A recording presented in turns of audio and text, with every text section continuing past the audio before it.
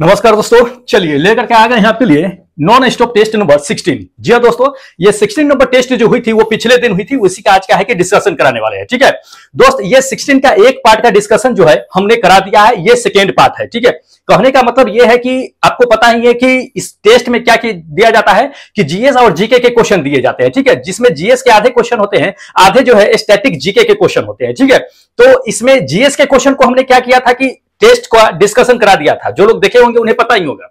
आज जो बचा हुआ है आपका स्टैटिक जीके का, ये बचा हुआ है जिसका डिस्कशन हम इसमें कराने वाले हैं। ठीक है, और अगला नंबर टेस्ट जो है आपका एक्टिव है, उससे जाकर के क्या कीजिएगा कि अटेम्प्ट कर लीजिएगा। ठीक है, तो चलिए क्या कर लेते हैं कि हम इस स्टैटिक जीके में जितने भी क्वेश्चंस बचे हुए हैं उसका हम डिस्कशन करा देते हैं। ठीक है, एक बार आपको रिमाइंड करा देते हैं दोस्त कि इसलिए डिले हो रहा है कि मेरा क्या है कि रिफ्रेशर अभी ट्रेनिंग जो है रेलवे में चल रही है, जिस वजह से क्या हो रहा है कि आप लोगों का टेस्ट जो है डिले हो रहा है। ठीक है, नहीं तो डिले नहीं होगी, लेकिन अब 2 दिन की और बात है, यानी कि मंडे से या संडे से आप लोगों की रेगुलर जो है क्लास चलती रहेगी। सैटरडे से ही कहिए या संडे से कहिए, संडे से ही एकदम संडे से क्या है कि अपने टाइम टेबल पे जैसे पहले चलता था उसी तरह से कंटिन्यूअसली क्या होगा कि चलता रहेगा।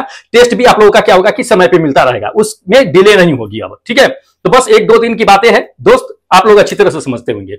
चलिए क्या करते हैं कि अब इसमें स्टैटिक्स जीके में जितने भी क्वेश्चंस बचे हुए हैं उसको एक एक करके हम देख लेते हैं, डिस्कस करा देते हैं। बने रहिएगा अंत तक के, क्योंकि दोस्त काफी इंपॉर्टेंट है, काफी सिलेक्टेड क्वेश्चन है। और जो लोग टेस्ट देना चाहते हैं अंत तक बने रहिएगा, आपको हम बता देंगे कि आप भी टेस्ट कहां से दे सकते हैं, कहां से टेस्ट में पार्टिसिपेट कर सकते हैं। चलिए देखिए क्वेश्चन नंबर फर्स्ट इसका, यह 21वां नंबर क्वेश्चन है जो बचा हुआ है, उसी का डिस्कशन कराते हैं। 20 को क्वेश्चन हमने साइंस का करा दिया है, टोटल जो है 40 क्वेश्चन दिए जाते हैं, तो 40 में 20 हमने साइंस का डिस्कशन करा दिया है। देख लीजिएगा, वीडियो डाला हुआ प्ले लिस्ट में। ठीक है, और ये अगला क्वेश्चन है। ठीक है, चलिए देख लीजिए इसमें क्या कहा गया है दोस्त। ये चीज कहा गया है कि शेर ए पंजाब के नाम से कहता है कि किसे जाना जाता है, तो शेर ए पंजाब के नाम से किसे जाना जाता है ये हमें जानना है। ठीक है, बहुत अच्छा क्वेश्चन है, आप लोग अच्छी तरह से जानते हैं कि शेर ए पंजाब के नाम से किसे जानते हैं, लाला लाजपत राय को जानते हैं। ठीक है, ये आपका क्या होगा कि सेकंड नंबर आंसर करेक्ट होगा कि लाला लाजपत राय को शेर ए पंजाब के नाम से जानते हैं। अब ये चीजें जान लीजिए कि शेर ए पंजाब से सिर्फ लाला लाजपत राय को ही नहीं जानते हैं, बल्कि एक और आदमी है जिन्हें हम शेर ए पंजाब के नाम से जानते हैं। कौन है वो? महाराजा रंजीत सिंह है। ठीक है, महाराजा रंजीत सिंह को भी शेर ए पंजाब के नाम से जाना जाता है और लाला लाजपत राय को भी शेर ए पंजाब के नाम से जानते हैं। ठीक है, तो दोनों दे देगा, या तो आपको जो है महाराजा ये रंजीत सिंह दे देंगे तो रंजीत सिंह को मार सकते हैं, या तो जो है ये लाला लाजपत राय दे देंगे, दोनों में से किसी एक को मार सकते हैं। आप रंजीत सिंह जो है वो किस चीज से ताल्लुक रखते हैं, तो आपको पता ही है कि वो सिख साम्राज्य के पहले जो है क्या थे कि महाराजा थे, ये रंजीत सिंह जो थे। लाला लाजपत राय क्या थे कि एक राजनीतिक थे, एक क्रांतिकारी भी कह सकते हैं, एक लेखक भी कह सकते हैं। ठीक है, तो ये थे, तो इन दोनों के बारे में जो है पूछे जाते हैं, इसको ध्यान में रखना है। चलिए नेक्स्ट क्वेश्चन आपको दिखा देते हैं।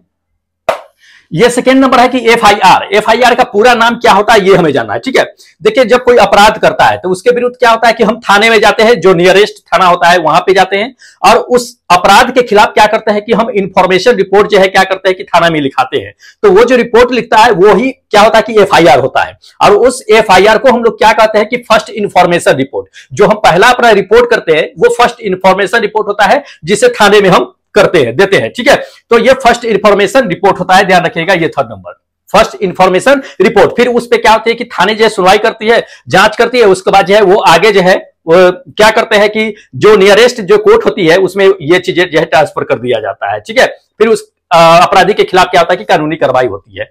तो ये तो पता ही होगा आप लोगों को। चलिए अगला देख लीजिएगा क्वेश्चन। मैग्सेसेस जो पुरस्कार जो होता है वो किसके लिए दिया जाता है ये हमें जानना है।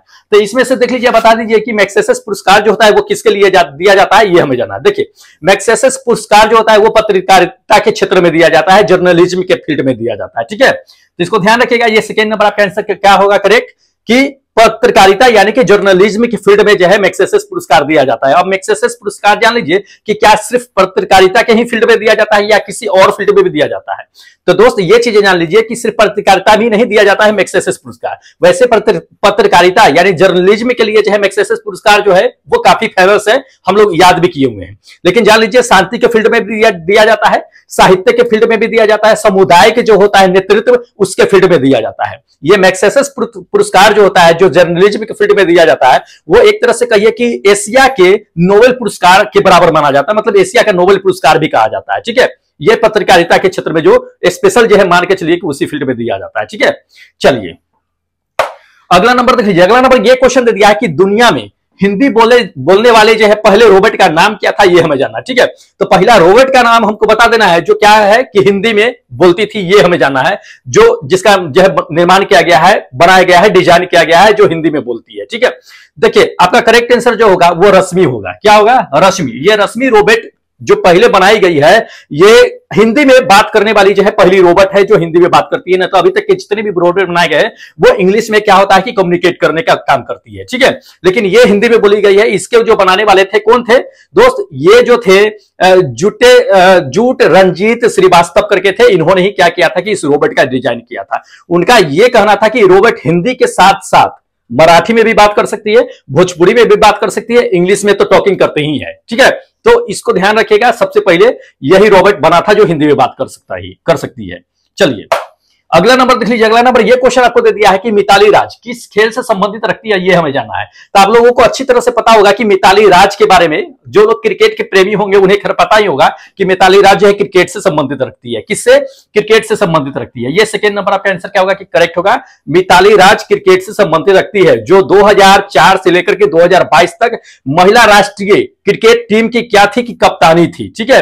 और अपने करियर में बहुत बड़ी उपलब्धि हासिल की है, इसलिए ऐसी जीके में इनका नाम नहीं आ गया है, ठीक है। तो मिताली राज को ध्यान में रखिएगा। चलिए अगला नंबर देख लीजिए। अगला नंबर ये क्वेश्चन दे दिया है कि प्रार्थना समाज की स्थापना किसने की थी, ये हमें जानना है, ठीक है। बहुतों लोगों ने इसमें गलती कर दिया है, बहुतों ने राजा राममोहन राय मार दिया है, बहुतों ने क्या कर दिया है कि दयानंद सरस्वती मार दिए हैं, जो गलत है। आप देख लीजिए, आपको बताते हैं कि प्रार्थना समाज की जो स्थापना किए थे वो आत्माराम पांडुरंग ने किया था। किसने? आत्माराम पांडुरंग ने। ध्यान रखिएगा, ये थर्ड नंबर आपका आंसर करेक्ट होगा कि आत्माराम पांडुरंग ने ही क्या किया था कि ये प्रार्थना समाज की स्थापना किए थे। कब किए थे? 31 मार्च 1867 ईस्वी 1867 में किए थे, ठीक है।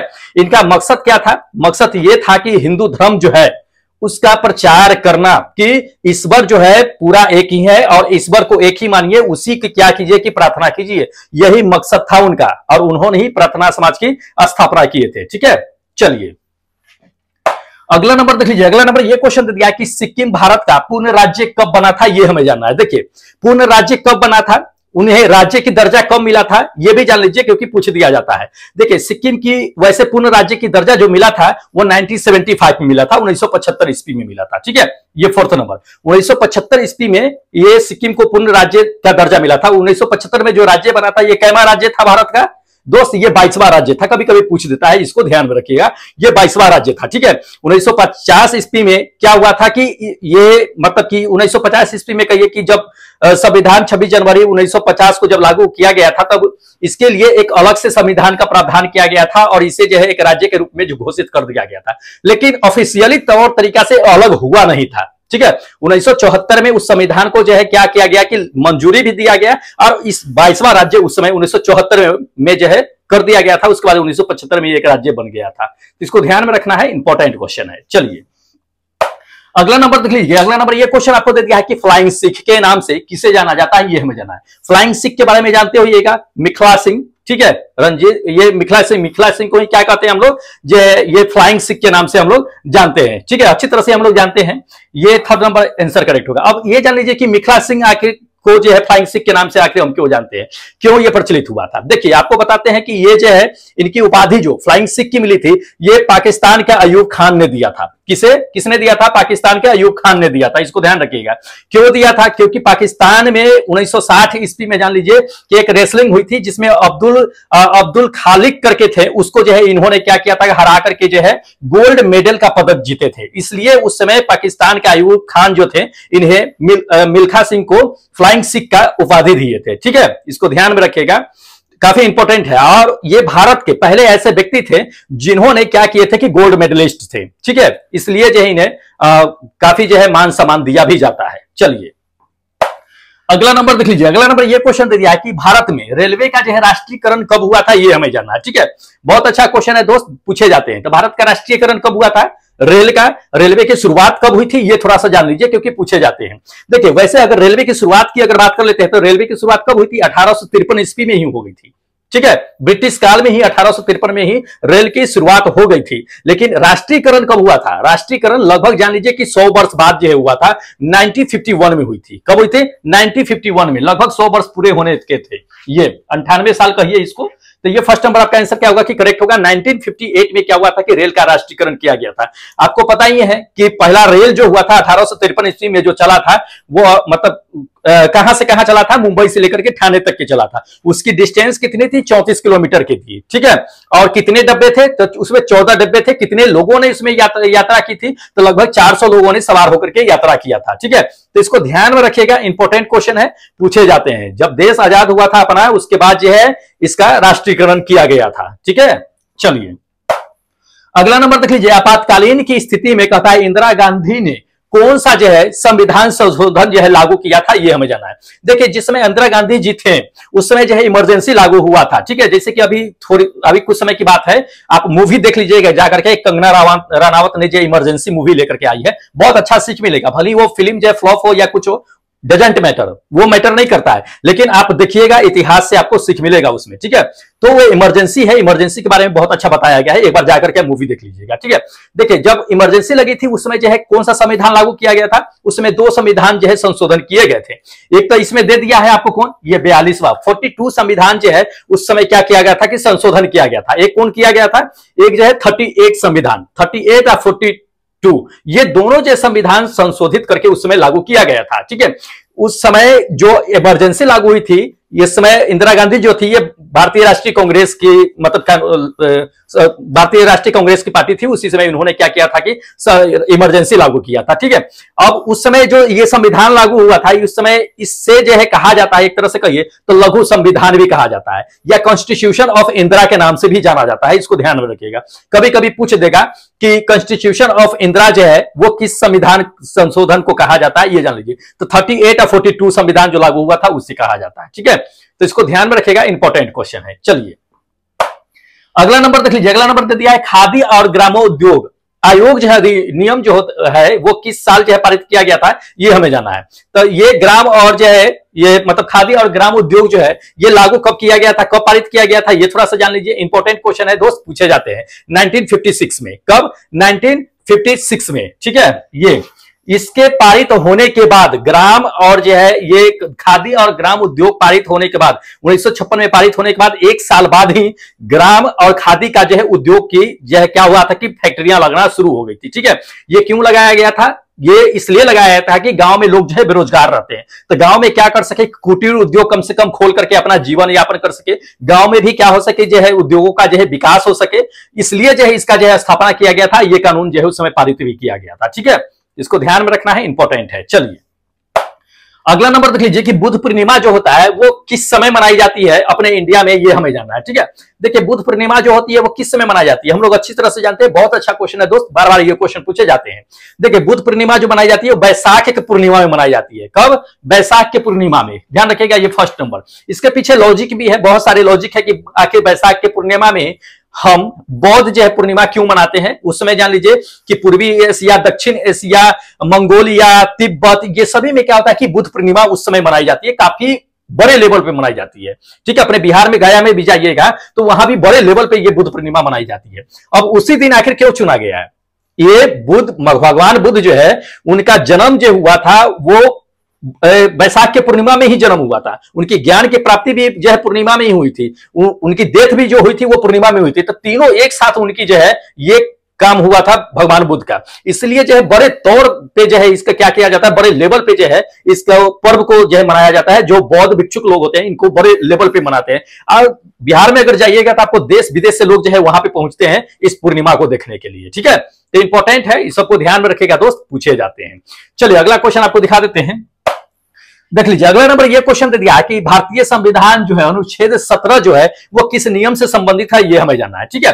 देखिए संविधान 17 अनुच्छेद जो 17 है, आर्टिकल 17, हम लोग अच्छी तरह से जानते हैं कि अस्पृश्यता जो है उससे संबंधित है। किसे, अस्पृश्यता से संबंधित है, ठीक है। ये आपका क्या होगा कि ये थर्ड नंबर आंसर करेक्ट होगा। अस्पृश्यता में क्या है कि जो जनजाति होते हैं या जो अनुसूचित जाति या अनुसूचित जनजाति है उसके लिए ये एक्ट जो है क्या किया गया था कि पारित किया गया था, क्योंकि लोग क्या है कि छुआछूत की जो भावना होती है वो बहुत रखते हैं। तो उसके खिलाफ एक जो है क्या हुआ था कि 1955 के ईस्वी में कहिए कि ये जो है एक्ट जो है पारित किया गया था अनुसूचित जाति अनुसूचित जनजाति के लिए, कि कोई भी उसके साथ जो भेदभाव न करे, छुआछूत न माने। अगर मानता है, अगर उसके खिलाफ अगर कानूनी कार्रवाई होती है तो ये अनुच्छेद 17 के तहत जो है उसके खिलाफ जो है कानूनी कार्रवाई की जा सकती है। ठीक है, तो इसको ध्यान में रखिएगा।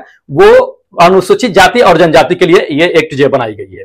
चलिए अगला नंबर देख लीजिए। अगला नंबर ये क्वेश्चन दे दिया कि दोहरी नागरिकता की विशेषता क्या होती है, ये हमें जानना है। ठीक है, दोहरी नागरिकता की विशेषता क्या होती है, ये हमें जानना है। देखिए, दोहरी नागरिकता की विशेषता जो होती है वो संघीय सरकार होती है, फेडरल गवर्नमेंट जो कहते हैं सो। ठीक है, ये अब इसको समझ नहीं पाइए होइएगा कि दोहरी नागरिकता जो होती है ये फेडरल गवर्नमेंट होता क्या है। अब इसको थोड़ा सा समझ लीजिए कि दोहरी नागरिकता फेडरल गवर्नमेंट का मतलब क्या होता है। देखिए, दोहरी नागरिकता तो पहले समझ लीजिए कि दोहरी नागरिकता क्या होती है। बहुत लोग ऐसे होंगे जो दोहरी नागरिकता को अच्छी तरह से समझते होंगे। दोहरी नागरिकता कहने का मतलब है कि किसी एक व्यक्ति को एक से अधिक देशों में क्या होता है कि नागरिकता सिटीजन जो होती है वो प्राप्त होती है, तो वो दोहरी नागरिकता होती है। या उसको बहु नागरिकता मल्टीपल जो है सिटीजन की जो है वो मान्यता दी जाती है। ठीक है, एक से अधिक देशों में उसकी नागरिकता प्राप्त होती है, एक से अधिक देशों में जाकर के वो वोट डाल सकता है, रह सकता है, कोई रोक टोक नहीं होती। दूसरी ये चीजें होती है कि उसे पासपोर्ट जो होती है वो दूसरे देशों में जो है आसानी से उपलब्ध हो जाती है, आसानी से अवेलेबल हो जाती है, और दूसरे कंट्री में आने जाने में कोई दिक्कतें नहीं होगी, आराम से वो आ जा सकता है, रह सकता है, कभी भी आ जा सकता है। तो ये चीजें होती है। जैसे कि मान लीजिए कि राहुल गांधी साहब हो गए, तो उन्हें भी क्या है कि दोहरी नागरिकता प्राप्त है। ठीक है, तो उन्हें भी क्या होता है कि आराम से आ जा सकते हैं, आराम से उनको जो है पासपोर्ट इशू हो सकता है, कहीं भी आने जाने में दिक्कतें नहीं होगी। तो ये सब चीजें फैसिलिटी होती है दोहरी नागरिकता में। ठीक है, अगर आपको दोहरी नागरिकता है तो एक उपाय है कि आप दोहरी नागरिकता ले सकते हैं। कैसे ले सकते हैं? जाइए फॉरेन के गर्ल से, लड़कियों से शादी कर लीजिए, एक तो भारत की नागरिकता हो गई, उसके बाद चले जाइएगा विदेश, वहां पे जो है कुछ समय रहिएगा, 7 साल से अधिक समय रहिएगा, वहां पे आराम से जो है बच्चे हो जाएंगे, आपके जो है नागरिकता आराम से मिल सकती है। ठीक है, तो ये चीजें होती है, बच्चों को भी आपको दोहरी नागरिकता मिल जाएगी, क्योंकि आप यहां से रहिएगा, आपका जो है वाइफ जो होगी वो फॉरेन से रहेगी, अब बच्चे जो होंगे वो दोनों जगह के होंगे, तो उसे दोहरी नागरिकता मिल सकती है। तो ऐसे भी होते हैं। ठीक है, अभी तत्काल में देखते हुएगा कि बहुत लोग जो है क्या होता है कि फॉरेन के लड़कियों से शादी कर लेते हैं, उसे अपॉर्चुनिटी मिल जाती है ना विदेश जाने की, या विदेश से जो है बहुत सारे हो जाते हैं, मतलब फंड करते हैं, आने जाने की जो है सुविधा हो जाती है, कमाने की सुविधा हो जाती है, इसलिए लोग जो है फॉरेन के लड़कियों से शादी कर लेते हैं। आप लोग भी ट्राई कीजिए। चलिए अगला नंबर देख लीजिए। अगला नंबर दे दिया है कि 1853 ईस्वी में बॉम्बे से ठाणे के बीच जो पहली ट्रेन चली थी उसकी लगभग किलोमीटर कितनी थी, ये हमें जानना है। ठीक है, तो हम लोग आपको इससे पहले ही बता दिया कि रेल का जो राष्ट्रीयकरण किया गया था उसी समय आपको बता दिए थे कि मुंबई से ठाणे के बीच जो है रेल चली थी, उसमें कितने किलोमीटर की थी, वो 34 किलोमीटर की दूरी थी। कितनी थी दूरी? मुंबई से ठाणे की जो लगभग किलोमीटर है वो 34 किलोमीटर है। ठीक है, ये थर्ड नंबर 34 किलोमीटर है, और पहली ट्रेन जो है 1853 ईस्वी में ही चली थी, जो 14 डब्बों की थी, जिसमें 400 लोगों ने क्या किया था कि यात्रा किए थे। ठीक है, तो ये क्वेश्चन जो है पूछ देता है, इसको ध्यान में रखिएगा। 2 क्वेश्चन तो आपको इसी से पकड़ा गए। चलिए अगला नंबर देखिए कि राष्ट्रपति जो होता है वो अपना त्याग पत्र जो है किसे देते हैं? उपराष्ट्रपति को देते हैं। फिर उपराष्ट्रपति उस त्याग पत्र को लेकर के आखिर किसे देता है, ये हमें जानना है। ठीक है, तो इस ऑप्शन में देख लीजिए, फटाफट बता दीजिए कि उपराष्ट्रपति राष्ट्रपति का जो रेजिग्नेशन जो होता है वो किसे देते हैं। देखिए उपराष्ट्रपति क्या करते हैं, राष्ट्रपति तो क्या करते हैं, उपराष्ट्रपति को अपना रेजिग्नेशन दे देते हैं, उपराष्ट्रपति उसे लेते हैं, और उसी समय जब अप्रूव नहीं करते हैं, उसी समय एक्सेप्ट भी नहीं करते हैं कि आपका रेजिग्नेशन एक्सेप्ट किया जाता है, नहीं, क्या करते हैं कि वो जो होते हैं लोकसभा के जो अध्यक्ष होते हैं उसे जाकर के उपराष्ट्रपति सौंप देते हैं कि देखिए ये राष्ट्रपति महोदय ने क्या किया कि रेजिग्नेशन दिए हैं, आप क्या कहते हैं। तो वो क्या कहते हैं कि मंजूर कर लेते हैं, फिर उपराष्ट्रपति क्या करते हैं, उस पर साइन करके जो है उसे एक्सेप्ट कर लेते हैं। अगर ये लोकसभा के जो अध्यक्ष अगर ना मंजूर कर दे तो ये उपराष्ट्रपति साइन नहीं करेंगे, फिर उसे ना मंजूर किया जाएगा। ठीक है, तो इसको ध्यान रखिएगा, ये लोकसभा के अध्यक्ष को जो है उपराष्ट्रपति जाकर के देते हैं। ये आपका थर्ड नंबर आंसर बिल्कुल करेक्ट होगा। ठीक है, इंपॉर्टेंट है दोस्त, पूछे जाते हैं, इस सबको ध्यान में रखिएगा। चलिए अगला नंबर क्वेश्चन देख लीजिए। अगला नंबर ये क्वेश्चन दे दिया है कि निम्नलिखित में से कौन सी नदी जो है भारतीय हिमालय से निकलती है, ये हमें जानना है। ठीक है, देखिए भारतीय हिमालय से जो नदी निकलती है वो निकलती है सिंधु नदी। कौन सी? सिंधु नदी। ये सिंधु नदी जो है ये जान लीजिए कि मानसरोवर जो है तिब्बत है उसके पास से होते हुए निकलती है, तिब्बत में मानसरोवर है, वहां से सिंधु नदी निकलती है, भारत के हिमालय से होते हुए ये पाकिस्तान के जो है पाकिस्तान से होते हुए बाद में क्या करते हैं कि जाकर के अरब सागर में गिर जाती है। ठीक है, इसलिए हिंदुस्तान अगर चाहे तो ये बांध क्या कर सकते हैं, सिंधु नदी को बंद किया जा सकता है। अब पाकिस्तान क्या करता है कि इसी सिंधु नदी से क्या करती है कि गेहूं की उपज जो है बहुत ज्यादा पाकिस्तान में लोग करते हैं। उसकी अगर कहिए कि अगर वो लोग डिपेंड है तो गेहूं की खेती पे डिपेंड है, और इसी नदी से बहुत ज्यादा उपज करती है। अगर इस पानी को रोक दिया जाए तो दाने दाने के लिए मोहताज हो जाएगा पाकिस्तान। इसलिए जो है भारत तो चाहता नहीं है कि बंद हो, लेकिन वो कांड ऐसा कर देता है कि बंद करने के लिए हम लोग मजबूर हो जाते हैं। लेकिन फिर भी चलो ठीक है, दया दिखा देते हैं कि कहा जाए बंद करने के लिए, नहीं करते हैं हम लोग। ठीक है, चलिए इसको ध्यान में रखिएगा। चलिए नेक्स्ट देख लीजिए। अगला नंबर ये क्वेश्चन दे दिया है कि निम्नलिखित में से कौन सा संयोजन सही नहीं है, ये हमें जानना है। ठीक है, मतलब मिलान किया गया है वो सही नहीं है, ये हमें जानना है। तो पहला नंबर देखिए, कहता है कि बुलर झील जो है वो कश्मीर में है, क्या ये सही है? जी हाँ, ये बिल्कुल सही है। मीठे पानी का जो झील है बुलर झील, सबसे बड़ी झील मानी जाती है, वो ये आपका कश्मीर में ही है, ये बिल्कुल सही है। ठीक है, उसके बाद देख लीजिए सेकेंड नंबर कहता है कि ये नैनी झील जो उत्तराखंड में है, तो बिल्कुल नैनीताल जो है उसी के पास में ये झील आपको देखने के लिए मिलेगा जो उत्तराखंड में है, ये बिल्कुल सही है। उसके बाद देख लीजिए बेमनाल, ये बेमनाल कहता है कि झील, क्या ये झील महाराष्ट्र में है? जी नहीं, ये बिल्कुल गलत है। ये आपका क्या होगा कि ये बिल्कुल करेक्ट आंसर होगा कि ये बेमनाल झील जो है आपका महाराष्ट्र में नहीं है, बल्कि कहां है ये भी जान लीजिए, ये केरल के राज्य में स्थित है, जो केरल का सबसे बड़ा झील माना जाता है। अब भारत में अगर कहे तो बड़े झीलों में इसकी गिनती भी आती है, मतलब बड़े झीलों में से एक झील ये भी है। ठीक है, इसको ध्यान में रखना है, इंपॉर्टेंट है। चलिए अगला नंबर क्वेश्चन देख लीजिए। अगला नंबर ये क्वेश्चन दे दिया है कि कटीली झाड़ियां जो होती है वो किस क्षेत्र में पाई जाती है, ये हमें जानना है। ठीक है, देखिए कटीली झाड़ियां आपको खास करके कहां पे देखने के लिए मिलता है? जहां पे आपको ज्यादा गर्मी होती है वहां पे आपको क्या होता है कि कटीली झाड़ियां देखने के लिए मिलती है, क्योंकि पौधे के जो पत्ते होते हैं वो क्या होते हैं कि सिकुड़ जाते हैं और कटीला रूप में बन जाते हैं। वही क्या करता है, प्रकाश संश्लेषण से क्या करते हैं, प्रकाश से, सूर्य से प्रकाश लेकर के और जो है प्रकाश संश्लेषण का काम करती है, वही कटीली जो होती है। जो पत्ते का जो रूप होता है वो कटीला भाग होता है, क्योंकि वो क्या होता है कि गर्मी ज्यादा पड़ने की वजह से वो सिकुड़ जाते हैं। तो वो कटीले जो होती है वो जान लीजिए कि शुष्क मरुस्थल जो क्षेत्र होता है, जैसे कि राजस्थान हो गया या सहारा हो गया या थार मरुस्थल हो गया, वैसे क्षेत्र में आपको कटीले पौधे देखने के लिए मिलेगा। ठीक है, जैसे कि बबूल के पेड़ हो गया, नागफनी हो गया, ऐसे बहुत सारे कटीले पेड़ जो है आपको देखने के मिलेगा। ठीक है, खजूर हो गया, वो सब चीजें जो आपको गर्मी वाले मरुस्थलीय क्षेत्र में देखने के लिए मिलेगा। ठीक है, तो ये आपका क्या हुआ कि ये थर्ड नंबर आंसर बिल्कुल करेक्ट होगा कि गर्म वाले मरुस्थलीय उष्णीय क्षेत्र जो होते हैं वहां पे है। चलिए अगला नंबर क्वेश्चन देख लीजिए। अगला नंबर ये क्वेश्चन दे दिया है कि आयुर्वेद के वैद्य चिकित्सक जो थे जिसे भगवान मानते हैं वो कौन थे, ये हमें जानना है। देखिए वैद्य चिकित्सक के जो भगवान माने जाते हैं वो किसे माने जाते हैं? धनवंतरी को माने जाते हैं। ठीक है, इसको ध्यान रखिएगा, ये थर्ड नंबर आपका आंसर करेक्ट होगा कि धनवंतरी को माना जाता है। ठीक है, अब धनवंतरी को क्यों माना जाता है? ऐसा माना जाता है कि धनवंतरी जो थे, जो समुद्र मंथन हुआ था तो उसी समय ये जो थे अमृत के घड़ा लेकर के प्रकट हुए थे, ऐसा माना जाता है। ठीक है, ये चीजें है, लेकिन ऐसा प्रूफ है या नहीं है ये पता नहीं है, ऐसे लोग मानते हैं। ठीक है, धनवंतरी जो थे ये बहुत बड़े वैद्य थे। ठीक है, मैं वैद्य में जो है क्या था कि बहुत स्टडी किए थे, बहुत जो है पढ़े लिखे थे। लोगों का ये चीजें मानना है कि अमृत लेकर के निकले थे, लेकिन ऐसा नहीं है। ठीक है, तो इसको ध्यान में रखिएगा, इंपॉर्टेंट क्वेश्चन है, ये पूछे जाते हैं। तो दोस्त इतने क्वेश्चन जो थे ये बचे हुए थे आप लोगों के किससे? स्टैटिक जीके और जीके से, जो हमने क्या किया है कि डिस्कस आपको करा दिए हैं। ठीक है, और अगला नंबर टेस्ट जो है आज एक्टिव है, तो जाकर के क्या कीजिएगा कि टेस्ट जाकर के लगा लीजिएगा, टेस्ट दे लीजिएगा। ठीक है, अगले दिन से रेगुलर टाइम टेबल पे क्या होगा कि आप लोगों का टेस्ट चलता रहेगा। ठीक है, और टेस्ट भी 20 में क्या होगा कि मिस नहीं होने वाला है, एग्जाम तक के चलेगी, दिक्कत नहीं होगा। चलिए अब बता देते हैं कि आप आखिर टेस्ट कहां से दे सकते हैं, टेस्ट कहां से लगा सकते हैं। देखिए बता देते हैं, ये एप्लीकेशन है ERCB सर के नाम से, ये एप्लीकेशन है, इसी पे क्या कर सकते हैं कि आप टेस्ट लगा सकते हैं। ठीक है, इस एप्लीकेशन को गूगल प्ले स्टोर से डाउनलोड करना है और इसी पे आपको NTPC और ग्रुप डी के लिए जो है टेस्ट देखने के लिए मिलेगा। और ध्यान रखिएगा, टेस्ट जब भी लगाइएगा तो ये नॉन स्टॉप टेस्ट ही परचेज कीजिएगा, कोई दूसरा मत कर लीजिएगा, नहीं तो फिर दिक्कत है, क्योंकि नॉन स्टॉप टेस्ट ही हम पढ़ा रहे हैं और नॉन स्टॉप टेस्ट में ही आप लोग शामिल होइएगा, किसी अदर में मत होइएगा। ठीक है, इसको ध्यान में रखिएगा। और अगर किसी तरह की समस्या होगी तो ये नंबर आपका दिया हुआ है 8789 ये, तो इस नंबर पे क्या कीजिएगा कि कॉल कर लीजिएगा, 71 ये है ना 55 वाला नंबर, इस पे क्या कीजिएगा कि कॉल या मैसेज कीजिएगा, हम आपको रिप्लाई कर देंगे। ठीक है, तो जाइए फटाफट क्या कीजिए कि टेस्ट लगा लीजिए। और जो लोग चैनल अभी तक सब्सक्राइब नहीं किए हैं दोस्त कर लीजिए, क्योंकि आने वाली जो एग्जाम है आप लोगों की CBT, चाहे वो NTPC हो चाहे ग्रुप डी हो, उसमें काफी मदद करेगा ये क्वेश्चन जो हम आपको प्रोवाइड करा रहे हैं। ठीक है, आप लोगों के लिए फिर अलग से जो है जल्द ही हम ला रहे हैं करंट अफेयर्स, वो भी आप लोगों के लिए स्टडी करवाएंगे। ठीक है, तो फटाफट क्या कीजिए कि चैनल सब्सक्राइब कर लीजिए और ज्वाइन हो जाइए, जाकर के एप्लीकेशन डाउनलोड करके वहां से टेस्ट लगाना शुरू कीजिए। अब क्या कीजिए हमें दोस्त कि इजाजत दे दीजिए, क्योंकि फिर अगले दिन मिलेंगे एक नए टेस्ट सीरीज के साथ, एक नए डिस्कशन वीडियो के साथ। तब तक जय हिंद दोस्तों।